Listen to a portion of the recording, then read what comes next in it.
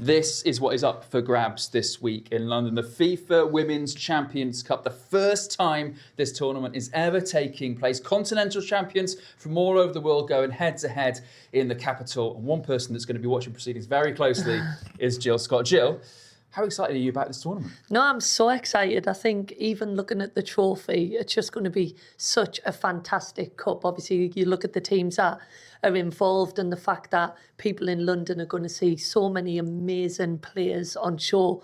Me, I'm very excited. Obviously, Gotham are going to be in the tournament, and you've got Rose Lavelle, Jess Carter, and then obviously Arsenal. Are they the favourites to lift it? I would say so. They're the favourites, but it's not going to be easy, is it? But obviously they come into this off the back of a huge result, which will help massively, right? Yeah, definitely. And even watching them this season, but also last season, lifting the Champions League, like what a day that was for the club. But I think this is absolutely brilliant. Somebody asked us before, would you have loved to have competed in this as a player? Of course you would. And what it does for the women's game as well. You've got so many fans, a younger generation, and the fans that have travelled around the world watching women's football who are going to get to watch all these players in London. So looking forward to the semi-finals on Wednesday, and then it's actually my birthday at the weekend, so might be a little birthday trip to Arsenal Stadium for the final on Sunday, because I've seen you can still get tickets. Nice. Like the plug there as well. Talk to me about who we should be looking out for. You mentioned Rose Lavelle, who was brilliant, especially at the end of the NWSL last season. But who are you looking forward to watch from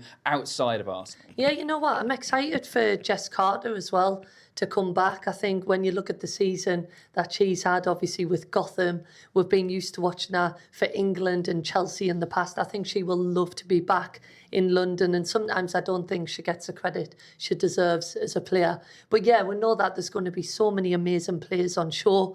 Obviously you've got Corinthians and Asfar as well, and to be honest, I don't know loads about their players, but that's what's fantastic that FIFA have done this, because we're going to get to learn about these teams, and they've had such success in their leagues that I think it's just great that they're going to all be together. I remember being a player and people used to say, when you were at Manchester City, how do you think you would have done against the American club teams?